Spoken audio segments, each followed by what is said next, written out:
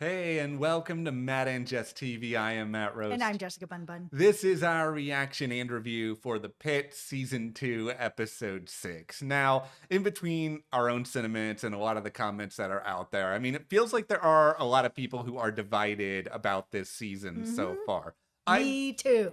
I will say this episode had some moments that were my favorite moments of the Mm-hmm. season so far. I do think it has some problems. We'll get into some of the problems, but when it really sang to me, I thought it was very emotionally affecting. I really kind of fell in with all of this stuff with Louie, how everybody was sort of dealing with their grief in different ways, and kind Mm-hmm. of seeing this perspective of, okay, we've seen patients die obviously Yep. in the Pit over the past season and a half, but this is arguably the most, I don't know if we want to call him famous, but the most noteworthy patient that this show has had. He's been a part of both seasons, and he was a part of basically the entirety of this season so far. Yeah, I mean, this was a pretty huge death to lose Louis, and it was done appropriately, where everybody in the hospital had had some sort of relationship with him at some point.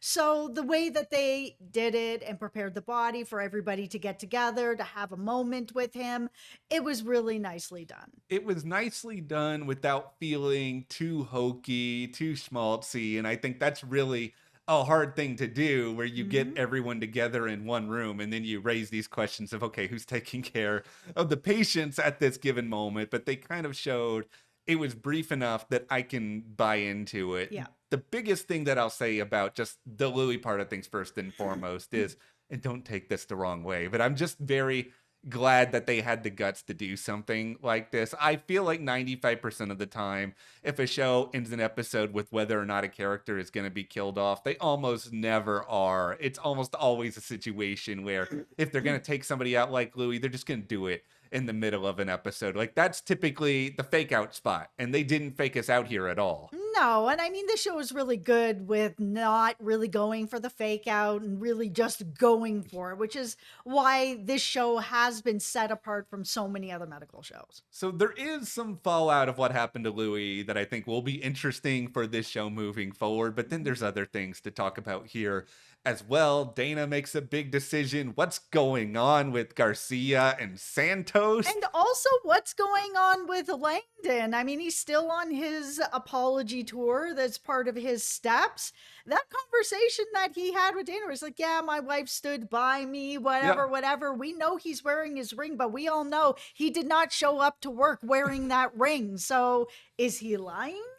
we'll get more into that, but before we dive into anything more here, be sure to hit that subscribe button. We still have so many more episodes of The Pit Season 2 to discuss Yeah. here. We're also in the midst of talking about A Night of the Seven Kingdoms, which has Hmm. been one of the biggest pleasant surprises of the entire year so Yeah. far. We have more HBO and HBO Max related content coming this Yeah. year. House of the Dragon this summer. Beyond that, Dune Prophecy. So much to be excited about here at the channel. And if you want to help support us further, please consider joining our memberships. It truly does help us to be able to continue bringing you more videos. Right now, we are currently covering Hijack Season 2 as it's airing on Apple TV, but we also have other exclusive content over there that's not on our YouTube channel, only for our members. We have up Season 1 of The Pit. We have Dune Prophecy. Season 1 is there, and also Slow Horses. Thank you guys so much for your support over there. It really helps us to be able to do this It fun does. stuff that we get to do for you guys. Thank you.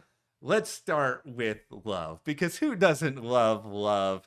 But at the same time, can we really call whatever is happening between Garcia and Santos love? I'm not sure. I mean, they're really having us guessing. I know that there's interviews out there with the actresses talking a bit about it, but I never really pay that much mind to interviews because they can't give anything away. So they're going to give us very little, if anything, out of those interviews. So really, we have to look at it and put on our detective hats to be like, how serious are they? Because we did see Santos in this episode asks Garcia, hey, are you still coming by tonight? Whitaker's out, you coming by? And she's like, oh, I'll take a rain check.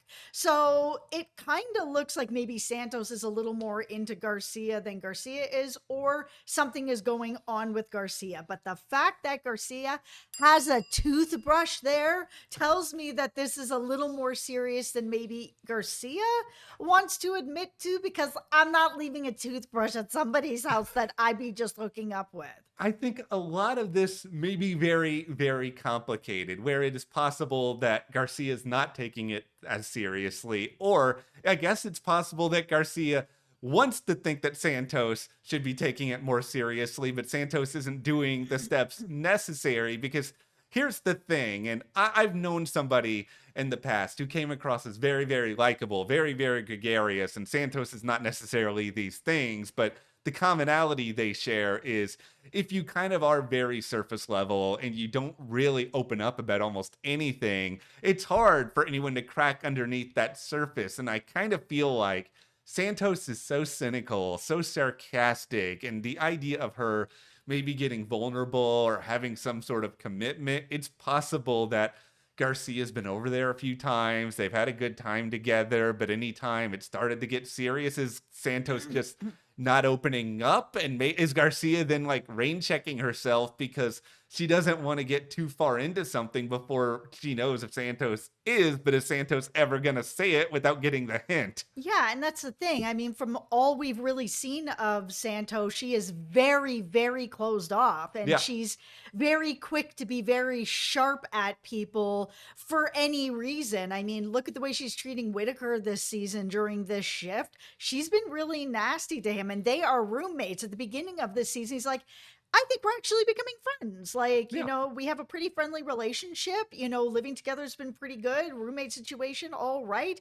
But she's being pretty down on him this shift, and she closes off so quick that if somebody is very surface level and that Yeah. is all they're giving you, then why is anybody going to put into you? You're not opening the door for anyone to go in. Santos just doesn't have any self-awareness whatsoever. And it just feels like anytime someone even vaguely tries to correct her behavior, she just either goes the other way and just acts more aggressive, or she just ignores it outright. And I have tried being a key word, to be a little bit more open-minded with Santos. I have tried not to defend her, but she made me so unbearably angry in this episode with her.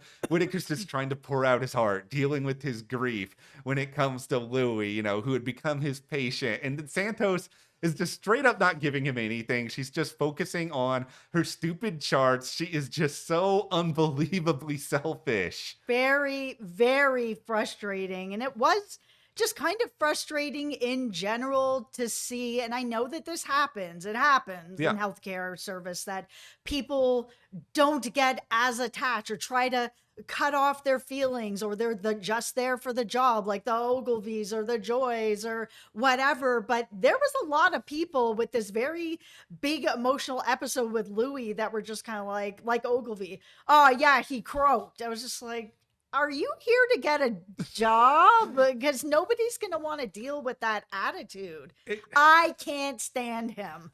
it felt like, and this is where my major criticism from this episode comes into play, is that whether it is Ogilvy or at times Joy or even Emma to some degree, it just felt like time and time again, a lot of characters were given these lines that felt like they were trying to purposely, if I can say the word right, initiate conflict where there really wasn't any. And it just felt like, okay, you guys are getting a little bit cheesy with this line. Like, I get it. Ogilvy doesn't have an attachment to Louie. He doesn't understand why everybody else is getting that emotional. You don't have to make it that on the nose. You do not have to have an attachment to be respectful and to just say he's dead. He's passed away. Yeah. He's not with us anymore. You don't have to be crass about it, especially since, you know, you haven't really been here that long to have enough of a relationship with anyone to be that crass with.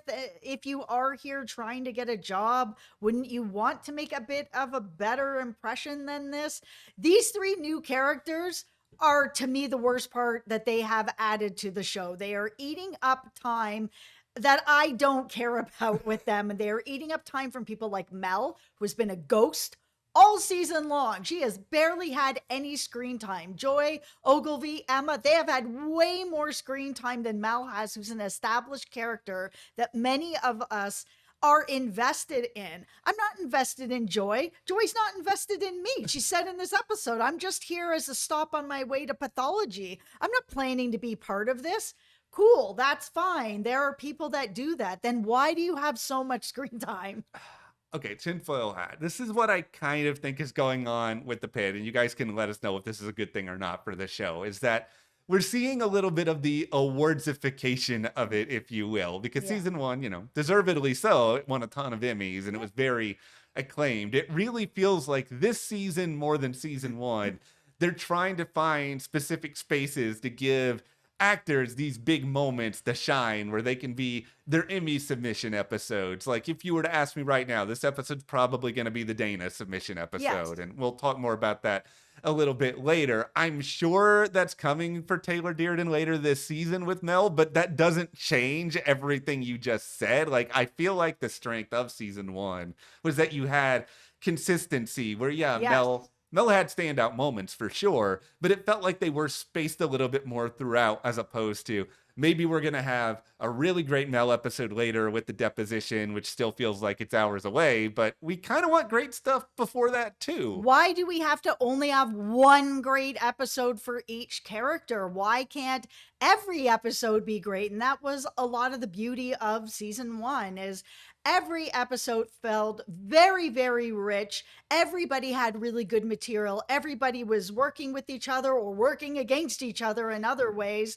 It was all fitting together in a way of why I think the Emmys really looked at this show and was just like, this is a beautiful ensemble of a cast. So many people are having these great standout moments in multiple episodes. You don't have to just jam it into one episode like The Bear does. You can have lots of different episodes. I feel like there's been a lot of filler episodes. There's been too much Joy, Ogilvy, Emma, characters that are new that I don't really care about, that are sidelining people like Mel.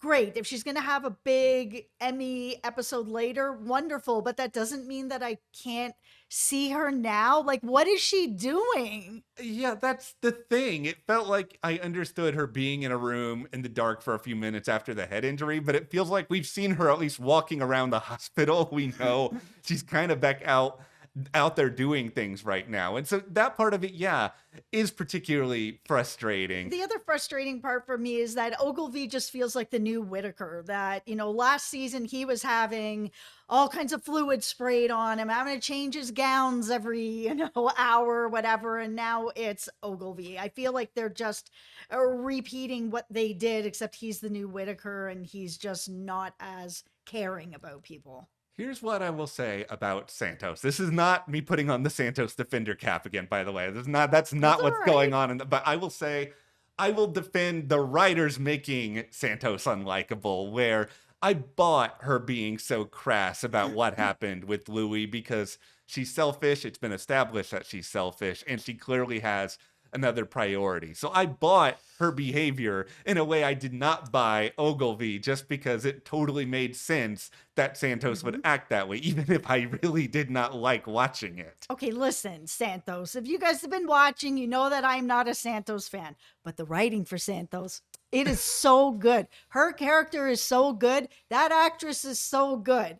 I do not like this character at all. The writers and the actress have done a wonderful job with this character. It's okay to not like characters, but she has gotten into my soul in a way that I don't like. That every time I'm watching her, I'm getting so frustrated. And, we've been covering TV for a very long time, like 13, 14 years now. To have a character like Santos that is so well written and so well acted get under my skin like that, it's not that often anymore. Well, and this is what makes everything moving forward for her really interesting, because she is in real jeopardy at this point when it comes to her future. And she makes me really angry, but am I going to miss not having that anger component of the show? Maybe, because she's in a spot where she's been using this AI app that Dr. Al has been pushing and pushing and pushing on everybody. It's caused a major mess up with her charting, back and forth is going on with surgery, who doesn't have accurate information. Now, Santos has said, okay, this is not going to happen again, but is that really the case? Because it seems to be a lack of focus. And is she suddenly going to be able to focus more with the threat of having to repeat her ear hanging over her head? Well, this is, something that we've been talking about with this app that's here. Like, we already saw a few episodes ago where it, like, put somebody's wrong medication. Now there's this where, this information could kill somebody. Yeah. And if we're still going forward and the information that's coming through this AI app actually ends up doing that, where somebody loses their life over this information, Yeah. who's going to actually go down for this? It's got to be the person that puts in the information that did not check their work. But how far up the chain does it go? Here is where I'm going to put on a lot of tinfoil. Tinfoil hat. One of my biggest tinfoil hats I've had so far this Yeah. season. I feel like there is a very good chance that this sabbatical for Robbie just does not happen. And I think a lot of it comes down to this idea that we've seen what happened with Santos now. And presumably, let's go along with your idea that this app ends up getting somebody killed who's a patient at the hospital, which feels like it's in the realm of possibility, even with whatever this error rate is that Dr. Al keeps harping on. She can probably skate by saying, yeah, I'm not the person who directly did this. They needed to check their work. But if you guys remember weeks ago, this theory came up that maybe Dr. Al is an investor on this company. And I still firmly believe that. It's a good theory you had. It's just with the way she continues to push it. I even understand if you're someone who's a really big fan of something where I can't believe I'm about to admit to this in a video. I'm a big fan of Coldplay. I've been to a Coldplay concert. Oh, and yeah? You can't believe you're going to admit to that? This listen, man loves Coldplay. I love Coldplay. He will tell anybody. But here's the thing. After I've told somebody I like Coldplay and they say, you know what, I hate Coldplay, get out of my face, which happens the majority of the time, I'm not going to continue to go back to them and talk about loving Coldplay. It feels like there's an ulterior motive for Dr. Al where she continues to bring this up time and time again, won't admit to any of its flaws, talks about this error rate in a way that's so robotic. Now, it's theoretically possible that, sure, maybe she went to the higher ups and admitted she's an investor before all this. Yes. Maybe she's tried to erase that conflict of interest in advance. I don't think personally that she's done this. With the way that she's talking about it, it feels really, really shady. So where I think a lot of this is going, she's going to keep harping on it. Somebody's going to die. It's going to come out because I think Robbie's going to be curious as to why she keeps recommending all this, that, oh, you have an investment in all of this. Management's not going to be able to swallow that. Huge conflict of interest at that point. False pretense. She's gone. And then you get into this situation of, oh, that replacement we had for you, Robbie, for the next few months, we don't have that anymore. So yeah, I do think there's a really realistic possibility here that Robbie's just not going to be able to go because they got to get rid of Dr. Al. And if they get rid of Dr. Al, you can't find a replacement for this particular job overnight. Like, this is a very, very high level position. It takes a lot of time to search for somebody. They're not going to be able to just replace Robbie's job with whoever. It is a longer process to put somebody in that role. Now, I think that it's a much more interesting story if Robbie goes on that sabbatical and Dr. Al stays in that position, and in 3 months he comes back and how much the Pitt has changed. Because if she has really wormed her way in there with this app and everybody's on it, it's still making all these mistakes. There's a whole bunch of other things that she's changed. To watch him come back to the place that he's been in for so long and not even recognize it anymore and trying to have to find a way to fish his way through those waters, I think that would be a really interesting story for season 3. Yeah, and I hope that they spent a lot of time in season 2 actively thinking about the future now that they know that the show is successful so that they could pull something like that off if they decide to go that direction. Yeah. I do think moving forward in the aftermath of everything with Louie, there's a couple of stories to watch, but to me, the biggest one is Langdon, just because I know Louie wasn't his patient anymore. It's Whitaker's, but it's still somebody he cared a lot about. And in his first day back, he's already been overrun by multiple different doctors. He's not seemingly getting a lot of respect. Then this guy who he has a long history with, who he apologized to, is gone. This is a lot for any person to kind of deal with. I have to imagine he's reeling and reeling. And yeah, it was great to see Dana talk with him, but how much is that going to help him if things keep going wrong? I just hope that he will, if he's having struggles with this, which he is, he's having a really hard day here.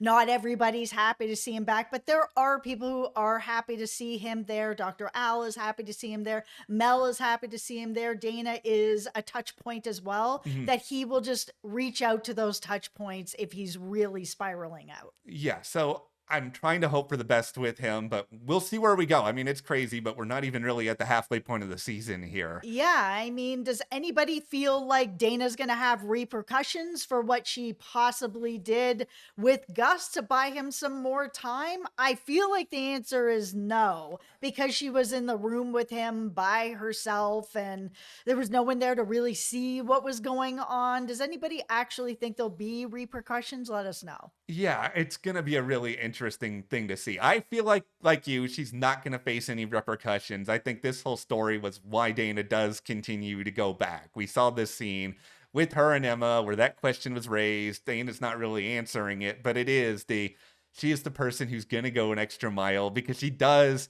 care about people. She's just been there a really long time. And when that happens, you're gonna be cynical. You're gonna have a hard shell up. But I kind of see how getting through this entire episode from Dana's lens, and it really did feel like she was the main point of view character for a lot of this.